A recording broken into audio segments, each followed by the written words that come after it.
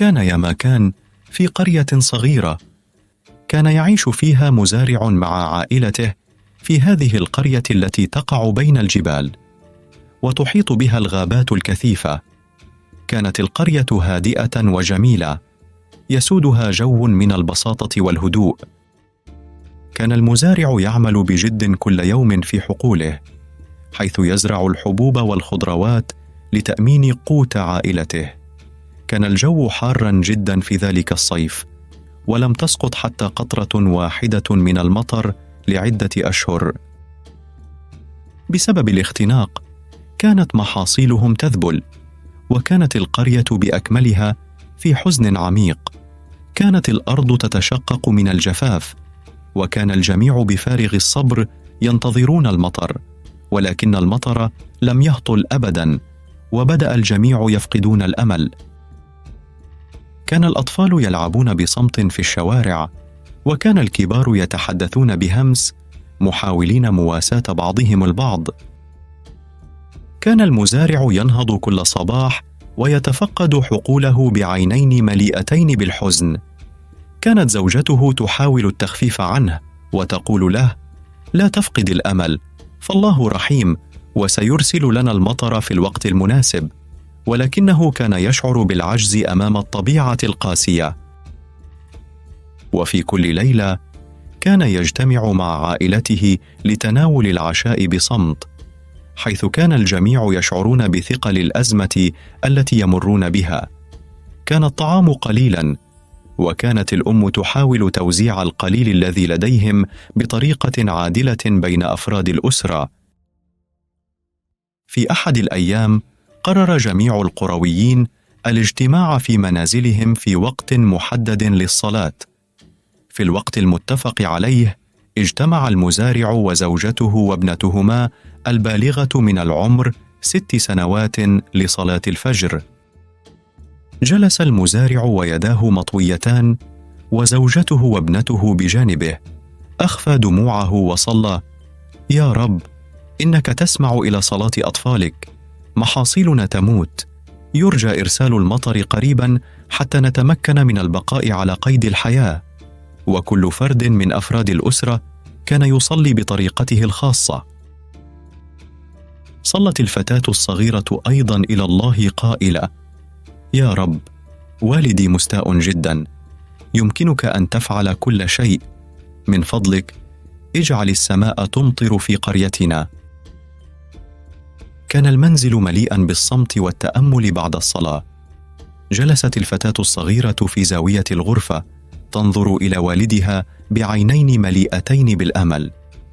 كانت الأم تمسح دموعها بخفية وتحاول أن تظهر قوية أمام ابنتها الصغيرة.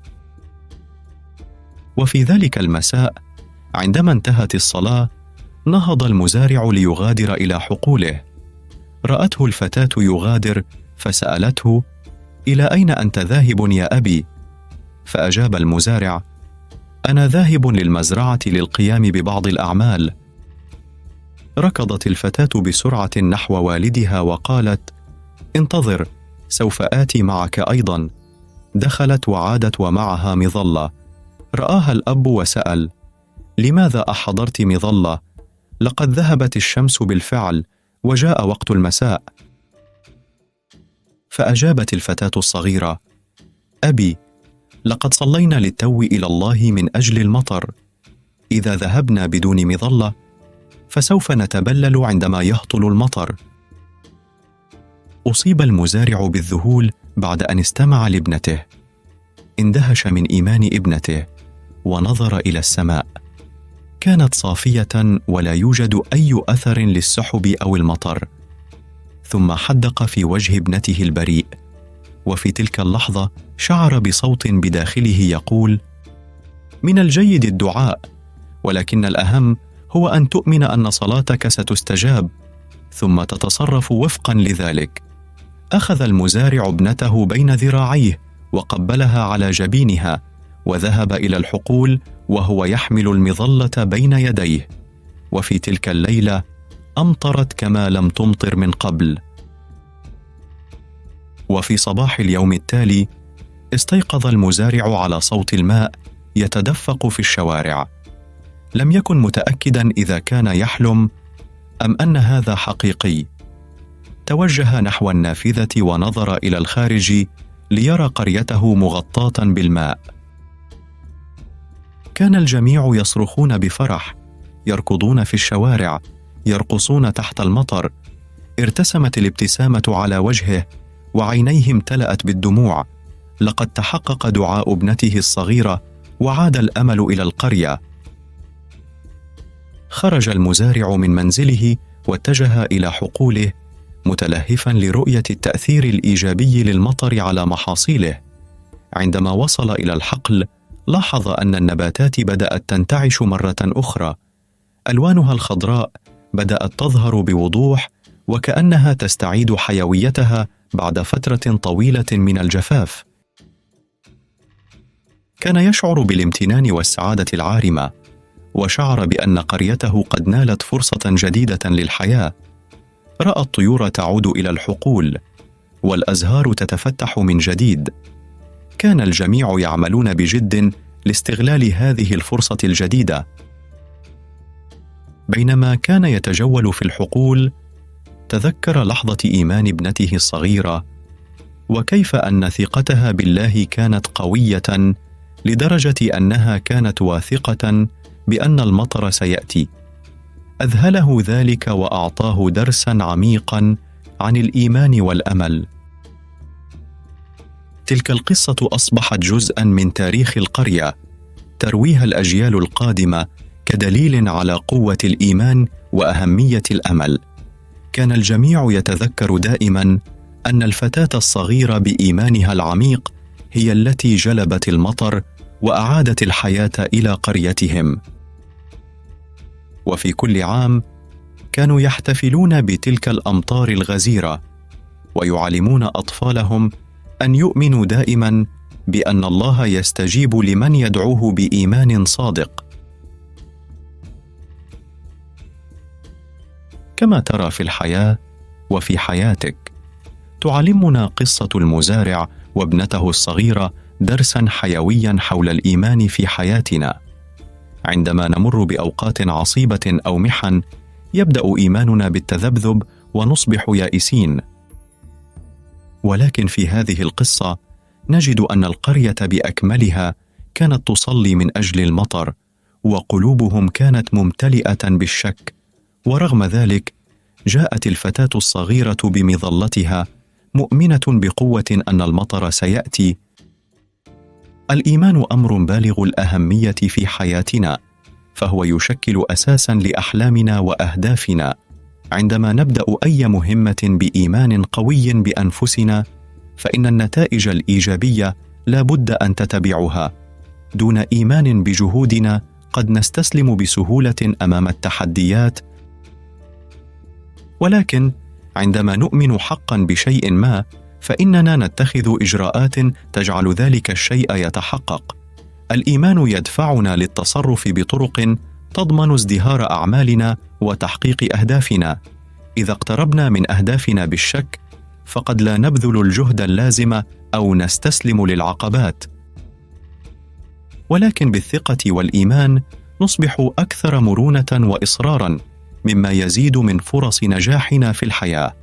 عندما نمرض ونتناول الدواء، ليس الدواء فقط هو الذي يشفينا، بل إيماننا بأن الدواء سيجعلنا أفضل. بدون هذا الاعتقاد، حتى الطب يمكن أن يفشل في علاجنا. وكذلك عندما نصلي، فإن إيماننا بصلاتنا يلعب دوراً حاسماً. عندما نصلي باقتناع راسخ، تبدأ الأمور في التغير وفقاً لرغباتنا. تذكرنا القصة بأن الإيمان الثابت بأنفسنا وأهدافنا وصلواتنا يمكن أن يحقق النتائج التي نرغب فيها.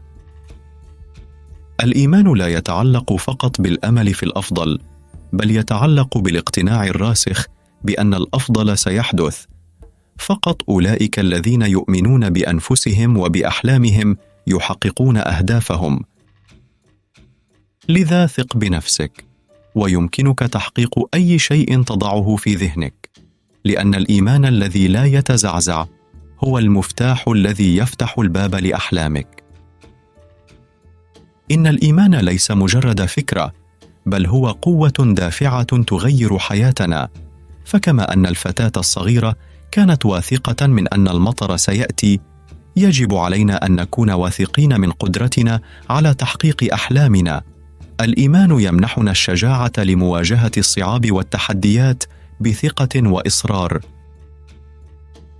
في حياتنا اليومية نواجه العديد من العقبات التي قد تجعلنا نفقد الأمل، لكن الإيمان يمنحنا القوة للاستمرار والمثابرة.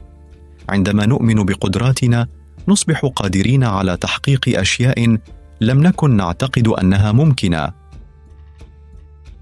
لذا تذكر أن الإيمان ليس فقط قوة داخلية تدفعنا للأمام، بل هو أيضاً ما يجذب النتائج الإيجابية إلى حياتنا. إذا كنا نؤمن بأننا قادرون على تحقيق شيء ما، فسنعمل بجد لتحقيقه، وستتعاون الظروف لتحقيق ذلك الهدف. لذا دعونا نتذكر دائماً أن الإيمان هو العنصر الأساسي لتحقيق أي حلم أو هدف.